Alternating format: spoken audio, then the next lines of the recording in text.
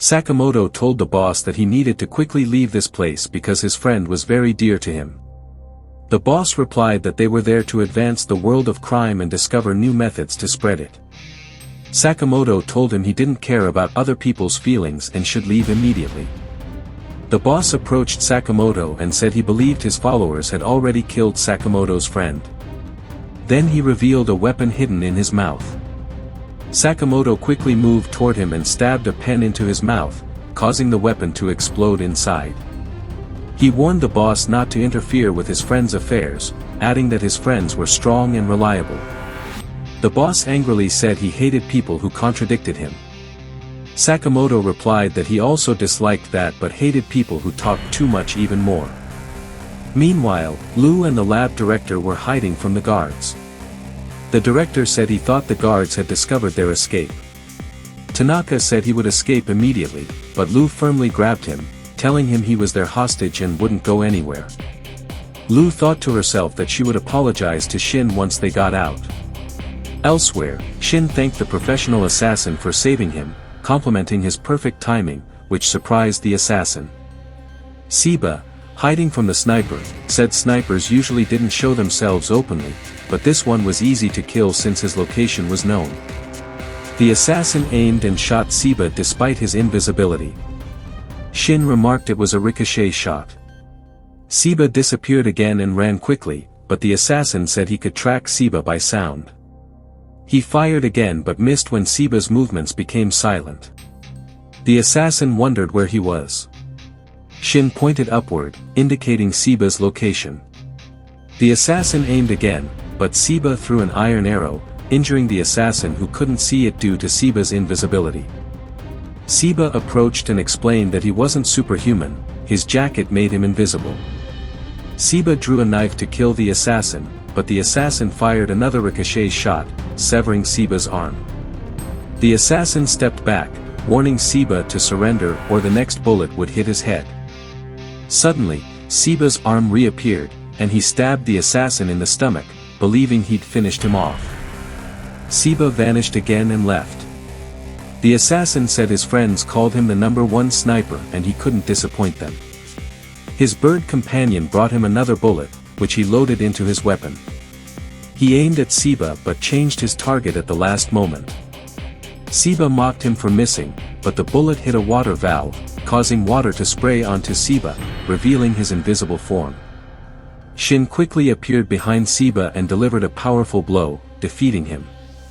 The assassin praised Shin for understanding his plan. Shin replied that the assassin's thoughts were difficult to read because he thought in complicated ways. Suddenly, an explosion occurred nearby, startling them. Back to Sakamoto and the boss revealed he'd anticipated this outcome and had planted explosives throughout the lab to erase all evidence.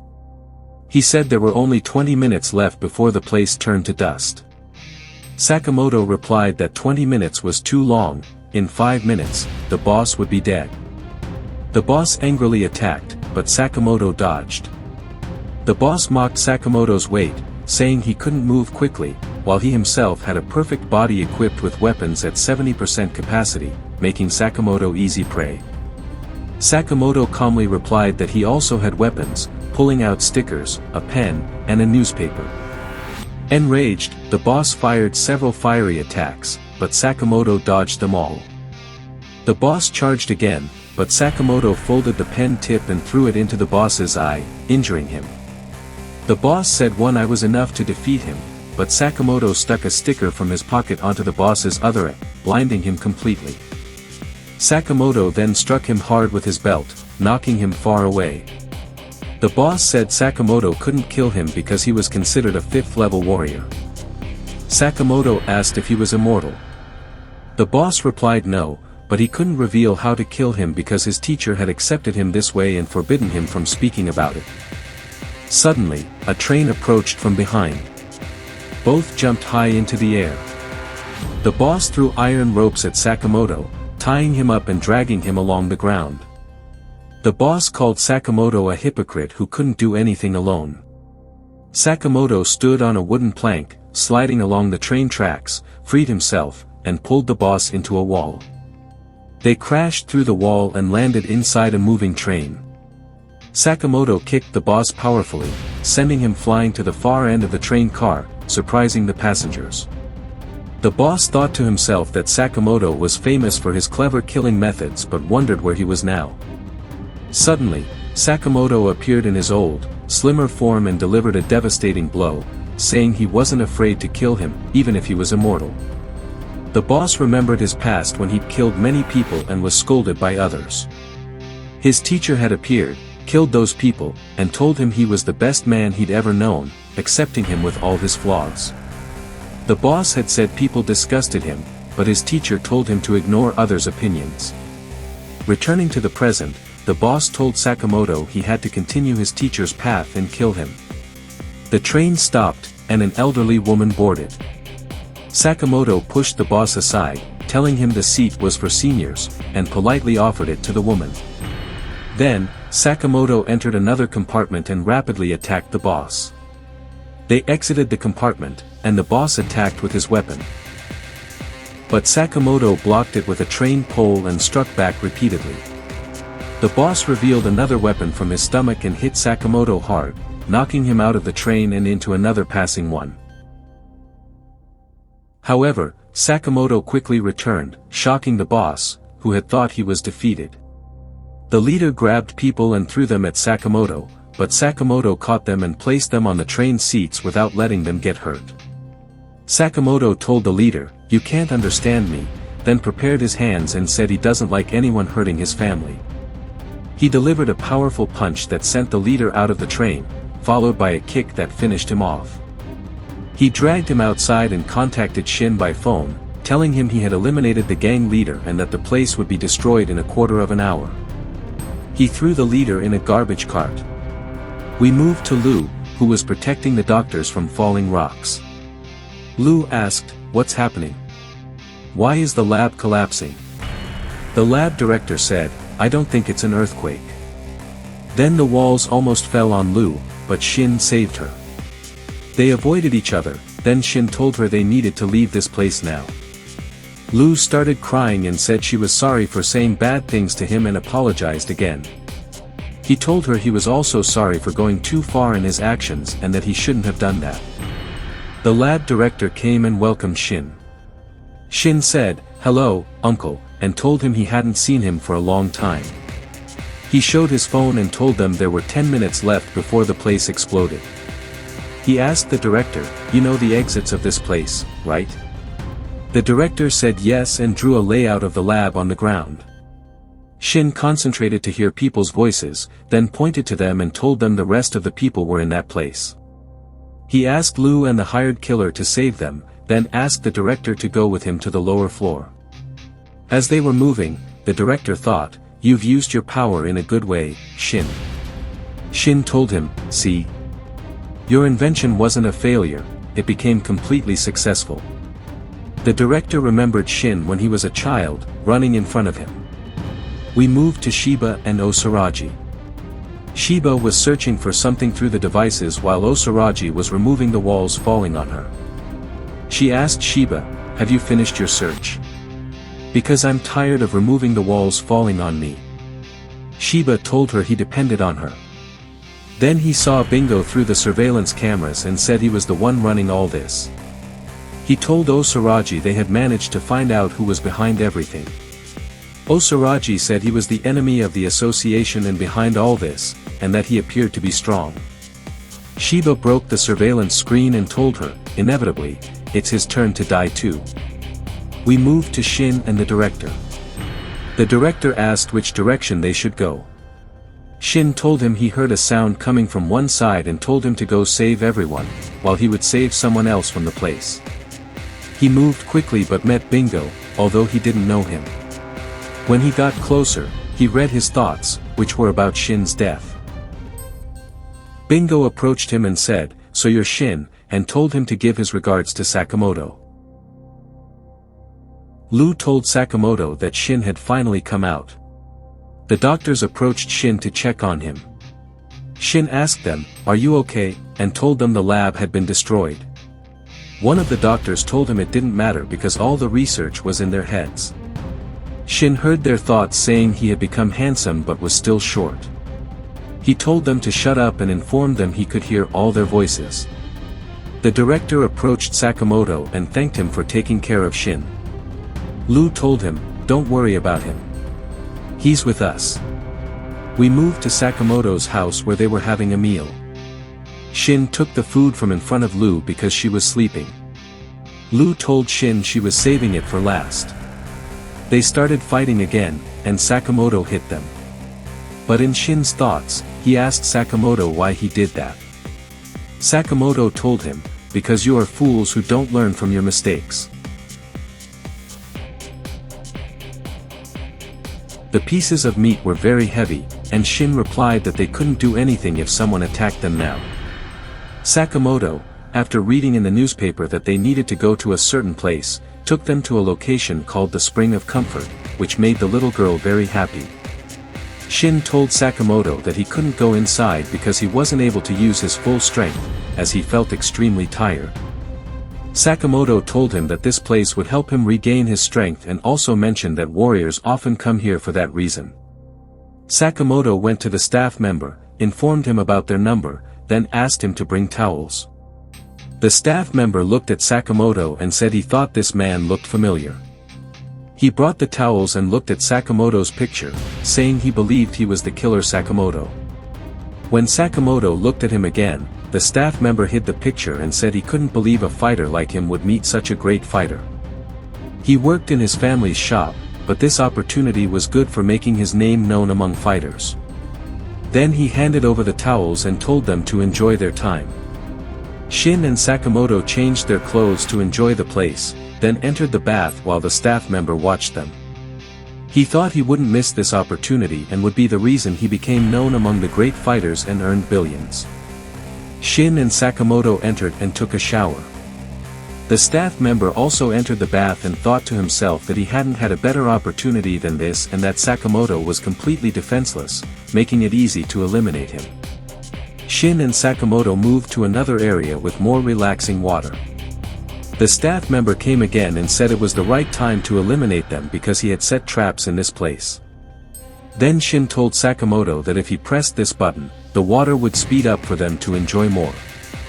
When Shin pressed the button, the staff member pressed his device, causing Shin to be pushed up and fly, leading him to fall on a soap that made him slip and crash into the walls, resulting in bleeding. The staff member said, "What beauty, this push could kill anyone, no matter their weight." He then looked to see where Sakamoto had gone and found him holding on to the pool unharmed, which made the staff member angry. He tried to increase the water pressure, but nothing happened to Sakamoto. Sakamoto got out of the pool and told Shin to go to the steam room, and they headed there. The staff member, watching them, thought it was good, it would be easy to kill them quickly in this room. He then said he thought Sakamoto was heading to his death. They entered the steam room, and Shin said it was very hot. He thought if he poured water on the stones, the steam would increase. He poured water on the stones, while the staff member waited on the other side for him to press the button and hit him. When Shin poured the water, a large amount of steam rose in his face, raising the temperature and igniting a fire, but Sakamoto was not affected at all. Shin then approached Sakamoto and told him that this place now resembled their training area. The staff member looked at Sakamoto and got very angry because the fire had no effect on him. Sakamoto exited the room carrying Shin and threw him into the cold water pool. When the staff member realized he was going there, he froze the pool to expose them to death, but Sakamoto was not affected at all while Shin was exposed to freezing. After that, they went to the acid waterfall, and the staff member increased the water pressure on them, which caused Shin to be hit and pushed away. But Sakamoto didn't move at all, making the staff member very angry because he tried to kill Sakamoto by all means and couldn't do it. Sakamoto, exhausted, carried Shin out and placed him on a chair because he couldn't move. The staff member looked at Sakamoto angrily and said he thought it was Sakamoto because he couldn't kill him at all.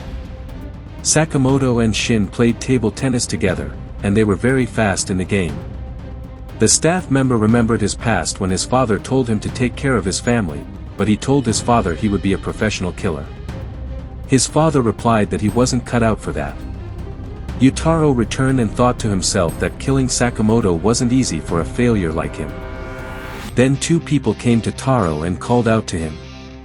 One of them said, "Taro, I thought you told us you were going abroad, and now you're working in your family's bath." They started laughing at him.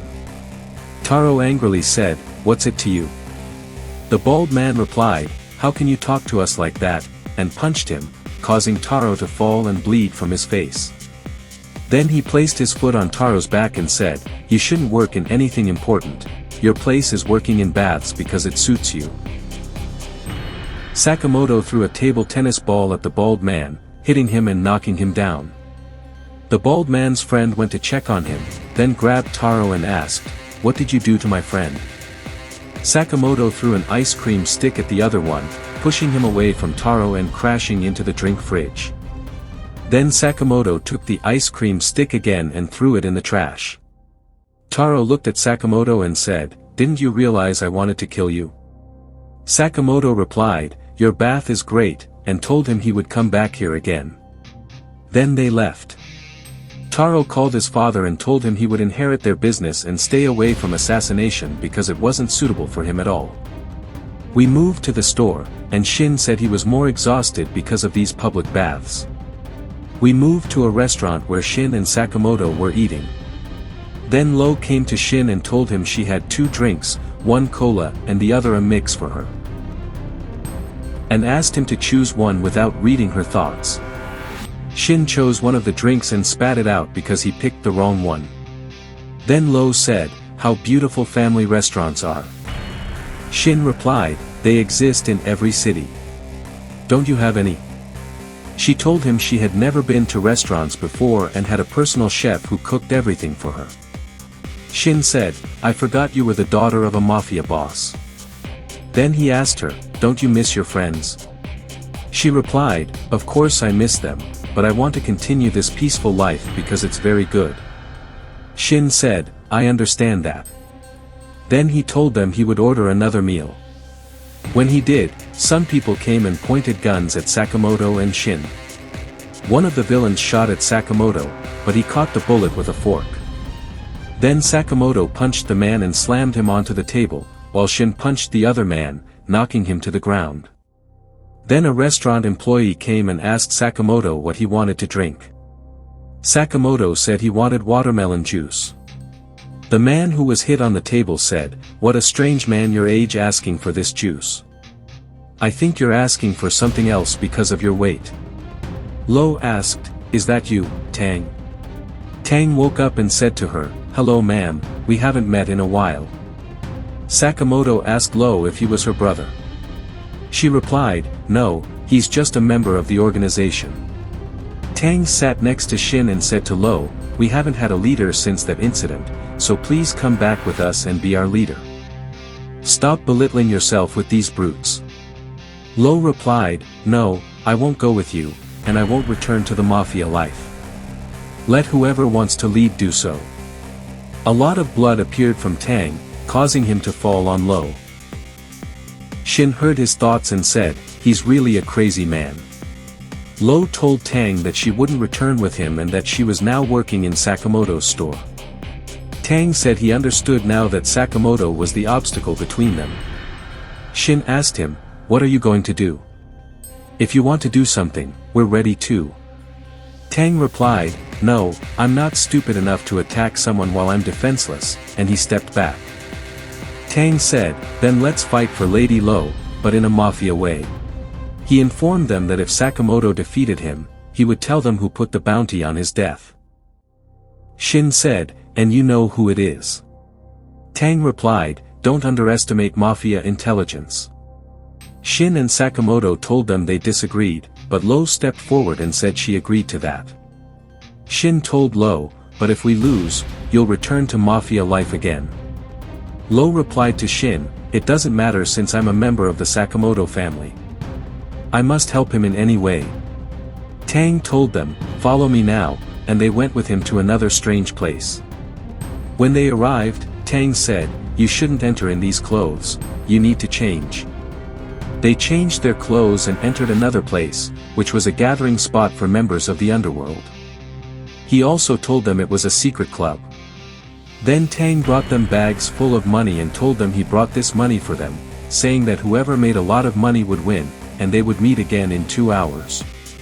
Lo was surprised by the gambling games, but Sakamoto told her not to worry because they had Shin, the mind reader, with them. Shin said that he would read the thoughts of the players and the dealer, making it hard for them to lose. Lo mentioned that she was completely ignorant of the game and didn't even know its rules. She told them that although Wuong wasn't good at fighting, he was very smart and had risen through the ranks in their organization with his intelligence. She also said he was a man of unique phenomena. Then they headed towards Wuong and found out that he had doubled his money incredibly fast. Shin opened the money bag and told them he would divide it among them, then he asked Lo, "Isn't gambling just about luck?" Wuong said, "Well said, Lo," and told them that everyone thinks gambling relies on luck, but in reality, it's a series of subtle psychological wars. Then Sakamoto and his team approached Wuong and saw him winning easily. Shin said, "I believe this scoundrel will beat us easily." Lo lamented, "I wish I hadn't agreed to this match." Sakamoto reassured them not to worry, telling them that anyone who relies on luck is doomed. Wuong told them to do their best and that he would find a way to return Lo to her clan. Shin went to a gambling table to start playing, but he didn't know anything at all. He began to hear the thoughts of others at the same table.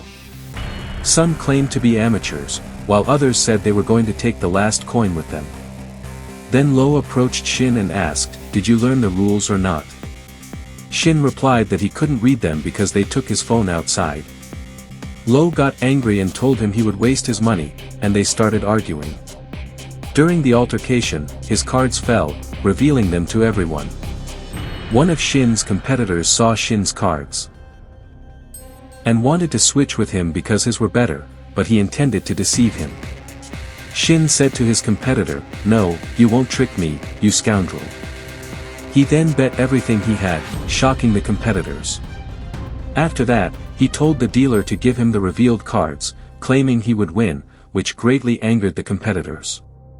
Let's move to Sakamoto's table, where he bet all the money he had on red and kept only 1 coin. Then the dealer started the game, and the ball began to move between red and another color. However, Sakamoto hit the coin control device, causing the ball to land on red, leading him to win. One of Wuong's men went to him and told him that his competitors were winning and that he suspected they were cheating as well. Wuong replied that he was aware of that. He then started playing at his table and began gathering cards. He drew another card, which was the winning card for him, telling himself he would win by any means necessary. Then Wuong remembered the past when he was being beaten. Lu arrived to defend him from some bullies. She then took him to the top of a building and asked, "Why didn't you defend yourself?" Wuong told her he doesn't believe in hitting back and explained that he would inform the clan about them, and they would face severe consequences. Lu said to him, "You're thinking the right way." She told him her father taught her that not everything is about physical strength and that his strength lies in his mind because he is extremely smart. After that, Lu mentioned that he should keep going until he reaches the top and tries to match her one day. Eventually, he became the mastermind of the Lu clan, and the clan's contributions to him were countless. He vowed to eliminate anyone who disturbed Lu's mood. Then, they compared who had gathered more money, and it turned out they were equal, meaning Sakamoto's team did not lose. Wuong said, "Well done. I didn't expect that from you." Sakamoto replied, "So now can we leave?" Wuong said, "No, we haven't completed our competition yet." One of Wuong's men approached and suggested they get rid of them and kill them, but Wuong told him, "No. Back off and don't speak again." Then Wuong asked Sakamoto if he knew how to play poker. Sakamoto said he didn't know the rules, and Shin admitted he had never played it before. Wuong grew angry and asked them, "What games do you understand?" Lu said she knew an easy game, and they moved to an empty table. Wuong said he brought 2 of his men to make the game fair and told them it was easy. Whoever carried the jinx in the end would cause their team to lose. Lu insisted it was an easy game, and Shin agreed. Sakamoto mentioned that he had played it a lot with his family. Wuang exclaimed, "What's this?" He was surprised they didn't feel any worry. Shin thought to himself, "Come on, Wuang, I'm reading the thoughts, and it's time to impress Sakamoto with my power." He began searching for the player who had the jinx, then glanced at Lu and noticed she had the losing card. He grew furious but pulled it from Lu so she wouldn't feel anxious. Then it became Shin's turn to play. Wuang asked him, "You read minds, don't you?" Sakamoto calculated in his mind so that Shin couldn't read anything, which caused him to lose the game. They continued playing until the cards ran out, and only the final competition between Sakamoto and Wuang remained. Wuang moved toward Sakamoto to draw the last card, but Sakamoto grabbed the winning card and switched it, deceiving Wuang. This greatly angered him. Then the gang raised their weapons at Sakamoto. Wuang asked them what they were doing, saying he didn't ask for this. However, one gang member aimed a weapon at him and said, "We didn't come from Japan just to mess around with your silly games. You're useless, and we're the mafia. If we want something, we take it immediately." Wuang remembered what happened to him before and thought it was rebellion. He told himself, "This is the death of a mafia member. Like me. This is my end." Sakamoto said to Wuang, "I see you easily surrender." Then he asked him, "Don't you want to go with your beloved tomorrow?"